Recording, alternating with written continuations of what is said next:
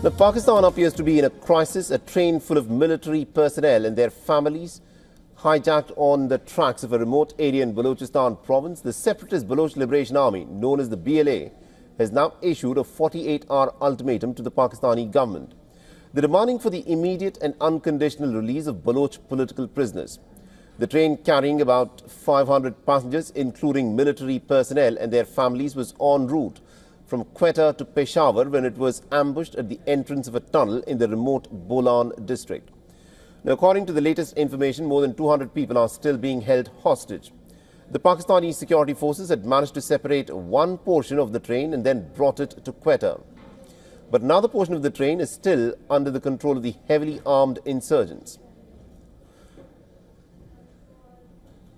Now, the insurgents are said to be heavily armed and strategically positioned inside of a tunnel and now holding approximately 214 hostages that include women, children and also security personnel. The BLA has issued a stringent 48-hour ultimatum to the Pakistani government. It is demanding for the immediate and unconditional release of Baloch political prisoners. They declared their stance as final and irrevocable and have warned that any military action will result in the death of all hostages.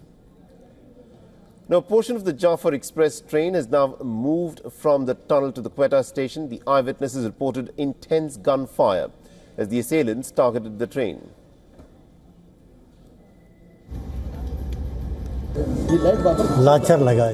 First, they hit the engine with an RPG. After that, gunfire started and explosions were heard. RPGs were used. God saved us. They made us get off the train and told us to get down or they would shoot. We got down and then they said leave. People were attacked and the attackers caused a lot of damage to the passengers. Passengers were injured and some passenger died. Now,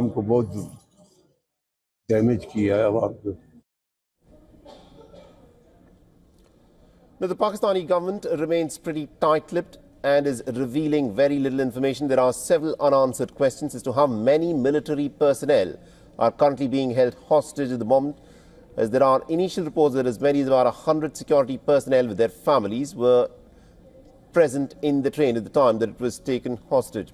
How many women and children are still inside the trapped bogies of the train? How many BLA separatists are inside the train and who are their handlers? Now, the Pakistani security forces are engaged in a pretty intense standoff with rescue operations also underway. However, the possibility of the presence of suicide bombers amongst the militants who are reportedly using women and children as human shields has complicated the efforts. The rugged terrain and also the train's location within the tunnel have also made things pretty challenging for the security forces.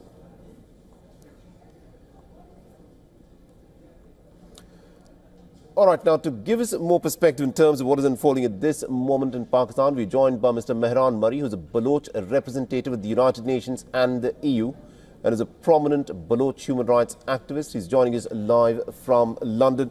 Mr. Murray, the information that's in fact come in says that there are still several hundred people inside the train that has been taken hostage by the Baloch separatists, and according to the reports that are also coming in, it appears that the Pakistani establishment is more keen on treating this as a security operation instead of negotiating with the Baloch separatists. At this moment, what are the demands of the Baloch separatists? Why have they taken this train hostage?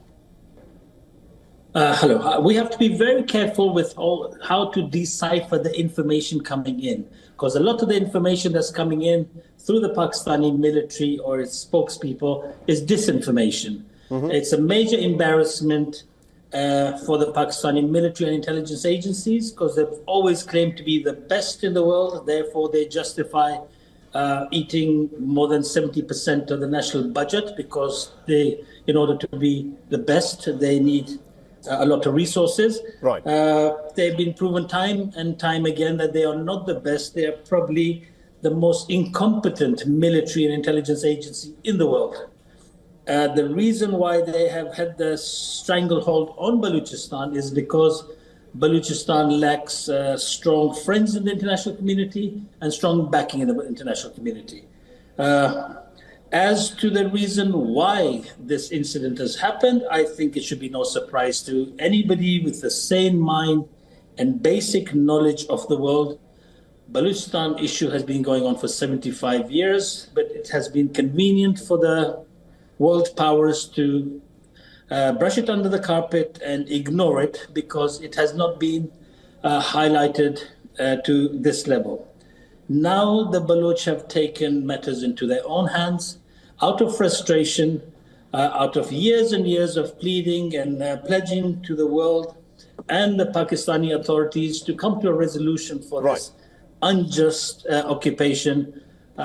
Things have gone a bit in a wrong tangent according to Pakistani liking, but this is the way history takes its course, and the future is built on what's going to happen now. All right. Now, Mr. Murray, you are the Baloch representative at the United Nations and the European Union. In your assessment, what do you think would be the way forward?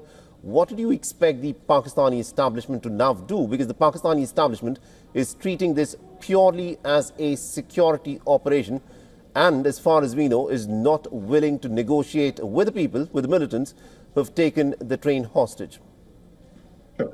The international community and me, myself, have miserably failed to address the issue of Balochistan. And that's mainly due to Pakistan's influence in the international community to stop Baloch representatives from pleading their case on international platforms.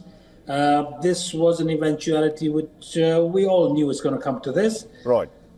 Coming to the solution, I think the solution is that the world should, just the way there's a meeting in Jeddah right now between Russia and Ukraine, there should be meetings in Doha and Jeddah between Pakistan and the Baloch National Movement, Baloch Liberation stakeholders to come to a resolution and a conclusion to this issue. All right. All right. Fair point. Thank you very much indeed, Mr. Murray, for joining us with that perspective then.